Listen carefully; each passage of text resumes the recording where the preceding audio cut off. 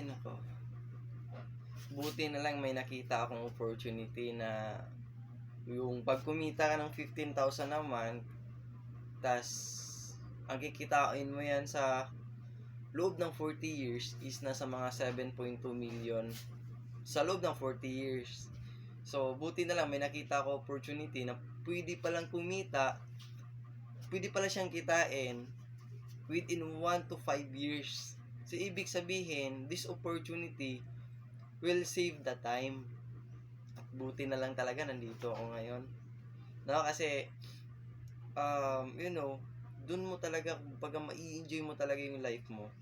Kaysa naman, sino ba dito na ka-experience na nung una is gusto mo magtrabaho kasi gusto mo makaipon. Tama ba? Tama ba? Gusto mo makapag-ipon. Gusto mo makabili ng ganto, gusto mo makabili ng ganyan. Pero, nung nasa point ka na ng nag-work ka na, doon mo na-realize na, naku, yung sahod ko, sakto pa lang pala sa pang-araw-araw na pangangailangan ko.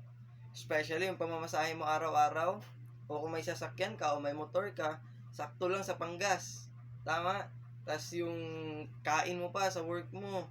Tapos, any other expenses pa. Meron nga iba. Eto, natanggap na yung sahod. Habang nakikita yung sahod, tinitingnan yung sahod, binibilang yung sahod, kinukumpute, kunti na lang yung natira, baka hindi umabot na 1,000. Tama, sino naka-experience ng ganon? Tapos ngayon, magbabudget ka na naman. Ano iba-budget?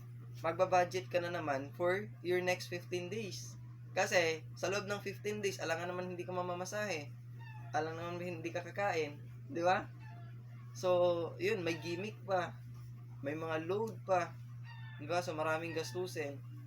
Ibig sabihin, mag-allocate ka na naman ngayon sa sahod mo ng pang next 15 days mo. Ito yung problema. Yung iba, hindi pa dumating yung 15th day na sahod, ubos na yung pera.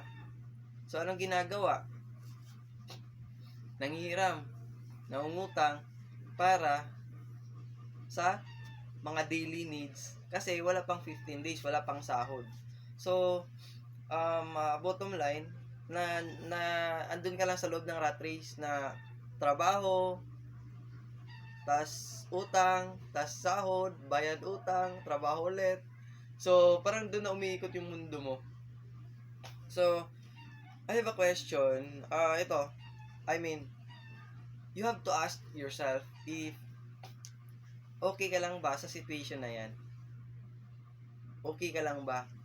Or sometimes, sasabihin mong okay lang naman, pero deep inside, hindi talaga okay. Tama ba? Yung tipong kahit walang-wala ka na, pero lumalaban ka pa din. Tama? Minsan yung work mo napaka-risky. Minsan yung work mo napakahirap. Pero kailangan mong gawin. Sino ba dito naka-experience na yung tipong kahit pagod na pagod ka pa, kailangan mong gumising ng maaga para pumasok sa trabaho? Sino dito yung naka-experience ng ganun? Tapos pagdating ng tanghali, nung problema ka, especially sa pagkain mo, ulam mo. Tama? Sino dito naka-experience yung tipong pag-uwi mo, pagod na pagod ka? Diba? Pagod na pagod ka dahil sa trabaho mo. Tama? Minsan na-enjoy mo nga yung life mo pero hindi na ganun ka. Kumbaga, wala ka ng time. Diba? May mga basketball players, volleyball players, no? Hindi na nila nagagawa, it is because andun na sila sa reality ng buhay, no? And yun nga, na dating gusto makaipon, nagkautang pa. Tama, sino naka-experience ng ganun? So that's why when I found this opportunity, I am so thankful talaga sa taong nag-invite sa akin dito. Yung unang-unang taong nag-invite sa akin dito. No other than my classmate. No, that classmate, hinihila niya talaga ako, dinadala niya ako. Tapos ayun, sumama naman ako. Buti na lang, sumama ako. Kasi, yun nga, I have the knowledge right now na eto, yung pwede makapagpabago ng buhay ko. At sana, if may present sa'yo na opportunity, whether anong opportunity man yan, as long as magiging masaya ka dyan, do it. Gawin mo.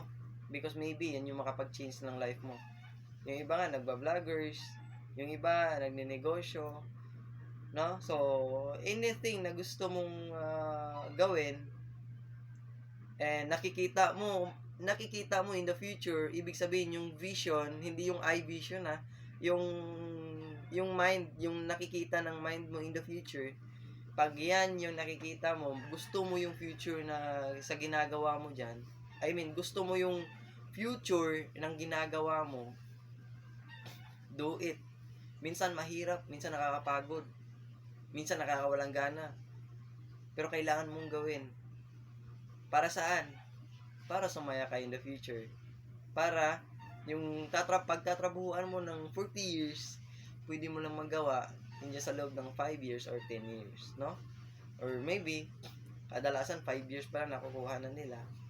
So, that's why, if there's an opportunity na may share sa'yo, just open your mind always, no? Wag mo lang ilock.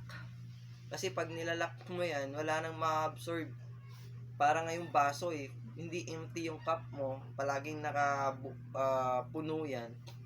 Kahit anong lagay mo ng tubig dyan, hindi na yan madaragdagan. So that's why always empty your cup, and then empty your cup kahit may mga alam ka na, kahit may mga skills ka na. Kasi yun nga, para ma-absorb mo naman yung mga bagong knowledge, bagong kaalaman.